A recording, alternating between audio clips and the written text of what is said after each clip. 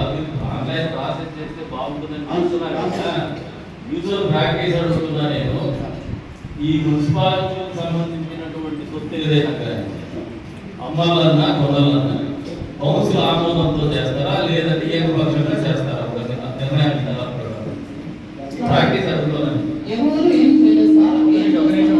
ఆయన అడుగుతున్నాం, అధికారులు అడుగుతున్నాం.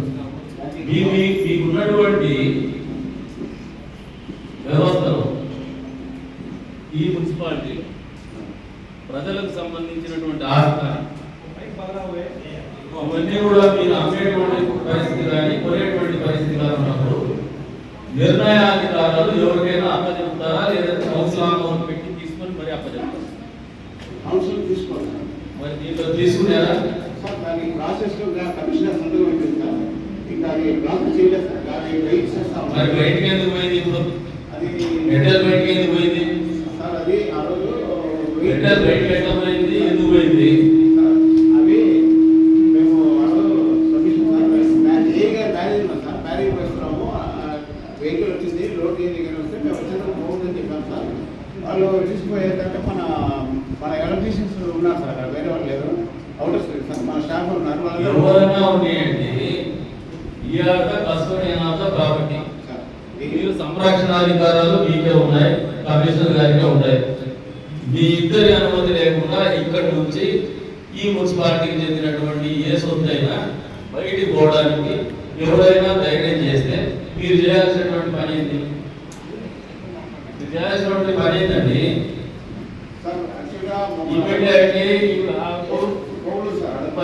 పోలీస్ కంప్లైంట్, పోలీస్ కంప్లైంట్ మీరు కనీసం చేసినారా? ఎందుకు చేయలేదు? మా స్టాఫ్ ఉన్నారు మా ఎలక్ట్రికల్ స్టాఫ్ డిపార్ట్మెంట్ స్టాఫ్ ఉన్నారు. వాళ్ళు అక్కడ ప్రయత్నం చేసినప్పుడైనా దొంగతనం చేయడం వేరే, దొంగతనం అమ్ముకోవడం వేరే. దొంగతనానికి ప్రయత్నం జరిగినా కానీ తప్పేది, క్రైమ్ ఏది? దాని మీద మీరు ఏం చర్య తీసుకున్నారండి? మీరు ఇంతవరకు చేయకపోతే ఇప్పుడైనా చేయండి. చెప్తున్నారు ఒక ఏరియాలో సెంట్రలైజ్ కాకుండా అక్కడక్కడ స్టాట్స్ అయ్యే రకంగా కొన్ని చోట్ల 60 స్థానాలు ఉన్నాయి. 206 ఉంది. వాలీలు కొట్టేసి అక్కడ పెట్టి అడ్వాన్స్ టెక్నాలజీతో ఏదైనా మామూలుగా ఈ కార్ పార్కింగ్ పెడతారు.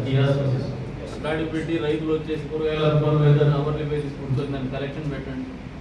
దాన్ని రెడీ చేసుకుని 206 తహసీల్దార్ కట్టు. అదే రకంగా ఆర్టీసీ బస్ స్టాప్ కూడా వాడచ్చు. మీరు ఊరి వైపు ఇంకా పెరుగుతున్న ఊరిని ఆఫీస్లో పెట్టుకొని మదనపల్లి రోడ్లో కూడా ఒకటి పెట్టండి. ఎక్కడైతే కాలనీలు ఉన్నాయో ప్రజలు నివసిస్తున్నారో అక్కడ రెసిడెన్షియల్ ఏరియాస్ ఉందో ఎక్కడో చూడండి, 4 చోట్ల చూడండి. ఒకే చోట పెట్టేసరికి అది ఇబ్బందికరంగా మీరు వార్పుడ్ బేసిస్ మీద చేయించండి. అలాగే ఆర్టీసీ బస్ స్టాండ్ 99 years లీజ్కి మున్సిపల్ కనుక తీసుకున్నట్లయితే అక్కడ మంచి మార్కెట్ ఎస్టాబ్లిష్ చేయొచ్చు సార్. మీరు లీజ్ ప్రాసెస్ మొదలు పెట్టండి. మీన్ వైల్ కావాల్సింటే ఫెసిలిటేట్ చేద్దాం. వాళ్ళని అడిగి తీసుకున్నాం, ఇబ్బంది లేదు. నెక్స్ట్ మీటింగ్లో కౌన్సిలర్స్ పెట్టి అప్రూవ్ తీసుకుంటాం. రైట్.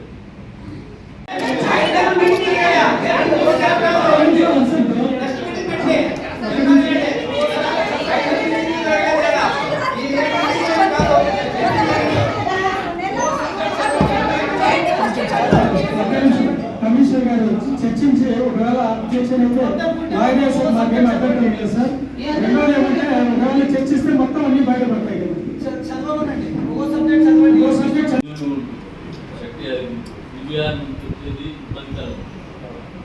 డెవలపర్ రిజర్వాయర్ మనకు ఆల్రెడీ అలాట్మెంట్ దీన్ని అమృత్ స్కీమ్ కింద మీరు ఎందుకు టెండర్స్ కాల్ చేయలేకపోతున్నారు?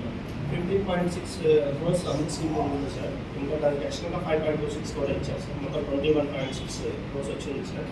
దానికి గైడ్ లైన్స్ తర్వాత విధానాలన్నీ కూడా గవర్నమెంట్ ఇంకా రిలీజ్ చేయాలి. కొత్తగా ఏర్పడిన ప్రభుత్వం కొంచెం టైం తీసుకొని మీరు నన్ను బాగుంటే ఈ మొత్తం అజెండాలో ఎన్ని స్కాములు కావాలో అన్ని స్కాములు ఉన్నాయి. దీని పూర్తి స్థాయి విచారణ జరగాల. ఎక్కడ పనిచేశారు, ఎవరు పనిచేశారు, అవసరం లేదు, ఎవరు పనిచేశారు అనేది పూర్తి స్థాయిలో నిగ్గు తేల్చిన తర్వాతనే ఈ అజెండాను మళ్ళీ తీసుకోవడానికి చూస్తాం.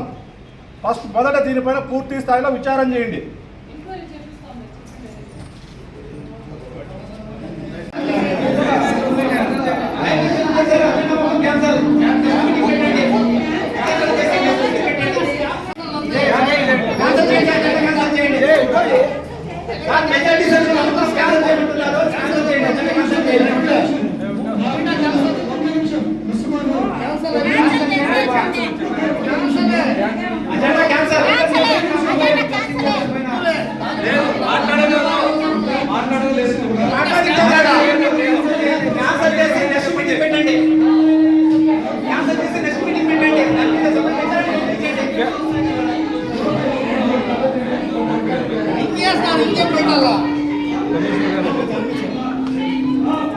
గౌరవ కమిషనర్ గారు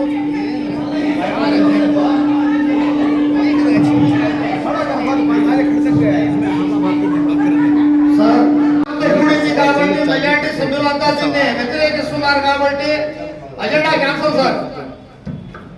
అజెండా మొత్తం క్యాన్సల్ సార్. మళ్ళీ మాట్లాడుకుందాము. ఇక్కడ చర్చ ఊరికే చాలా సేపు నుండి సమయం వృధా అయిపోయింది. కూర్చొని మాట్లాడిన తర్వాత నెక్స్ట్ దీన్ని ఆమోదించాల్సిన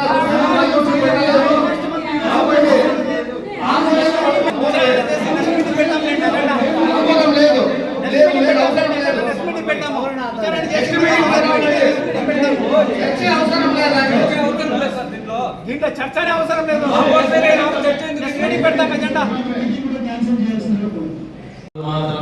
చేయలేదని అధికారంలో అవకాశాలు ఉంటాయి. సమగ్రంగా చెప్పేటండి సార్. అధికారంలో అవకాశం లేకుండా రాజకీయ నాయకులు ఏం చేయలేరు. ఎగ్జిక్యూటివ్ అథారిటీ వాళ్ళే. జగనన్న కాలనీలో జరిగిన స్కామ్ మీద మీరు రిపీటెడ్ గా వస్తా ఉంటుంది. మీరు దాని మీద ఎంక్వైరీ కాంట్రాక్ట్ చేయండి. చేసుకుని జనరల్ ఫండ్ లో 300 లక్షలు అంటే 3 కోట్ల రూపాయలు మా మగానికి కొట్టి ఒక్క రూపాయి పని కూడా అభివృద్ధి చేయలేదు సార్. వాళ్ళ వాళ్ళు కానీ మా వాళ్ళు కానీ ముస్తఫా కానీ 20 లక్షల రూపాయలు మీరు ఫండ్స్ ఇచ్చినారు. కొన్ని చోట్ల రోడ్లు వేసినారు. వాళ్ళ బిల్స్ లేదు. వాళ్ళ కర్మ వాళ్ళు ఇబ్బంది పెట్టారు. ఇప్పుడు మీరు పార్షియాలిటీ ఎందుకు చూపిస్తారు? కొన్ని వార్డులు 20 లక్షలు ఇవ్వరు, కొన్ని వార్డులు 20 లక్షలు ఇస్తారు. పార్టీలు కూడా చూడొద్దండి. 36 వార్డు కూడా కదిరి పట్టణానికి సంబంధించింది, కదిరి ప్రజలకు సంబంధించింది. ఈ ప్రభుత్వం కూడా చెప్తాను మేము ఆ పార్టీ చూపించండి. మేము ఈ రోజున మా పార్టీ చైర్పర్సన్ లేకపోవచ్చు, మా పార్టీ కౌన్సిల్ లేకపోవచ్చు, కానీ 100% ట్రాన్స్పరెంట్ గా వీళ్ళందరి సమక్షంలో చెప్తాను. 36 వార్డులని సమానంగా చూడండి. రాజకీయం లేదు, అభివృద్ధి లేదు. ఊరిలో ప్రజలు ఉంటారు. వాళ్ళకు మేము ప్రాతినిధ్యం వహిస్తామే తప్పితే వాళ్ళ మీద కక్ష సాధింపు రాలమే. కాబట్టి 36 వార్డులని సమానంగా చూడండి. 36 వార్డులలో అభివృద్ధి కార్యక్రమం జరపండి. వాళ్ళ బాగోగులు చూడండి. పారిశుద్ధ్యం కానీ, తాగునీరు కానీ, వీధి దీపాలు కానీ 36 వార్డులు కూడా సక్రమంగా అమలవుతాయి చూడండి. అదేవిధంగా రోడ్డు సమస్యలు వస్తే కూడా మీరు పేరు చెప్పాలనో ఇంకోటి చెప్పాలనో మాకు ఎవరి మీద కక్ష లేదు. వాస్తవంగా చెప్తాను. నాకు ఇంకోటి ఎరగపోయి మాట్లాడేది రాదు. నాకు వీళ్ళందరికీ బాగా తెలుసు. చెప్పదలుచుకుంటే మీ అందరి సమక్షంలో చెప్తాను. ఎప్పుడు కూడా వేరే వార్డు కౌన్సిలర్లు ఆడ పని చేయొద్దని మేము చెప్పాము. అట్లా చెప్పేసి మీరు అడ్డగోలుగా అడ్వాంటేజ్ తీసుకొని వేరే పనులు చేసి పెట్టే పనులకు పోతండి. అభివృద్ధి కార్యక్రమాలు, ప్రజాతీతమైనటువంటి కార్యక్రమాలు, పారిశుద్ధ్యానికి సంబంధించినటువంటి కార్యక్రమాలు ఎక్కడ కూడా మా ఒత్తిడి ఉండదు. మీకు ఫ్రీ హ్యాండ్ ఇస్తాము, మీరు పని చేయమని చెప్పేసి కోరుతాము. సపరేట్ పెట్టున్నారు. 0 1 వీళ్ళు మెంబర్స్ ఏదైతే చెప్తారు చిన్న సమస్య కూడా మా మీద చెప్తున్నారు. సెక్రటరీ లేదని చెప్పేసి వాళ్ళకి రెస్పెక్ట్ ఉండే విధంగా ఎవరైనా ఉద్యోగస్తులు వాళ్ళు కలకపోతే సమస్య చేసి మీరు కూర్చోబెట్టి వాళ్ళ సమక్షంలోనే దండించండి. రెండు వాళ్ళ ప్రివిలేజ్ ఉంటారు. మెంబర్స్ పనులు వేసుకోవాలి. This is not the only platform.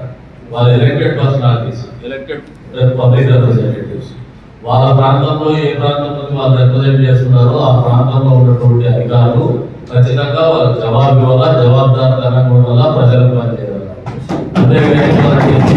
ప్రస్తావించాలని చెప్పేసి మాత్రం రైట్ తీసుకోకండి. 0 1 maybe it may not be expensive representations from them. ఇదేం ఖరీదైనవి కాదు, చిన్నగా ఉంటాయి. ఈ చిన్నవి రిజాల్వ్ చేసేది వారం బేసిస్ మీద ఆ కౌన్సిలర్ దగ్గర పోయి ఇప్పుడు ఆమె ఇంటి దగ్గర పోయి కలవమనండి సెక్రటరీ దగ్గర. కలవకపోతే కూడా మీరు పిలిపించుకొని సహాయం చేసుకోవాలంటే వాళ్ళకి ఆ గౌరవం ఇవ్వాలి. 36 వాళ్ళు ఎవరున్నా కూడా వాళ్ళకు పబ్లిక్ రిప్రజెంటేటివ్స్ అనేది ఉద్యోగస్తులు ఉద్యోగాల అప్పుడే పనులు జరుగుతాయి. మనం ఇదే ప్లాట్ఫామ్ మీద చర్చించుకుంటా ఉంటే డీసెంట్రలైజేషన్ అవ్వదు. ఇదేదో ఇక్కడ మాట్లాడేసి వెళ్ళిపోయి పనులు జరగలేదనేది క్యూములేటివ్ గా అంతా వచ్చేసి ఒకసారి క్యూములేటివ్ అని చెప్పేసి వెళ్ళిపోతారు. That should not be the spirit. వాళ్ళ ప్రాంతంలో రోజువారీ కార్యక్రమంలో అధికారులు వాళ్ళ టచ్లో ఉంటే వాళ్ళ పనులు జరుగుతుంటే ఈ సమావేశం అనేది హెల్తీగా తయారవుతుంది, ఆరోగ్యంగా ఉంటుంది. ఇది ఎప్పుడు అనారోగ్యంగా తయారవుతుందంటే రోగాలని ఒకసారి మీదేసుకొని అన్నిటికీ ఒకటేసారి మందులు వాడి తెచ్చుకుంటారు. అది కాదు. ఇచ్చిన పనులు రోజువారీ కార్యక్రమాలు జరగవు. ప్రతి వార్డులో కూడా శానిటేషన్ జరగాల, పార్కింగ్ జరగాల, మన పబ్లిక్ రిప్రజెంటేటివ్ చెప్పాల్సి జరగాల. కొన్నిసార్లు పబ్లిక్ రిప్రజెంటేటివ్ సరైన ఇన్యాక్టివ్ ఉంటే వచ్చే ఎన్నికల్లో వాళ్ళే చెప్తారు, ప్రజలే పనులు చేసుకోలేకపోతే వాళ్ళ చేత అంటారు, ఎవరు ప్రూవ్ చెప్తారు, ప్రూవ్ చేసుకుంటారు. 0 అవ్వని మాత్రం లైట్ తీసుకోవద్దండి. చిన్న చిన్న పనులన్నీ కూడా చిన్న ఖర్చులతో కూడుకున్న పనులు వెంటనే స్పందించి పనులు జరిగేలాగా చూడండి. ఈ రోజు నుంచి అది జరగాలి సార్.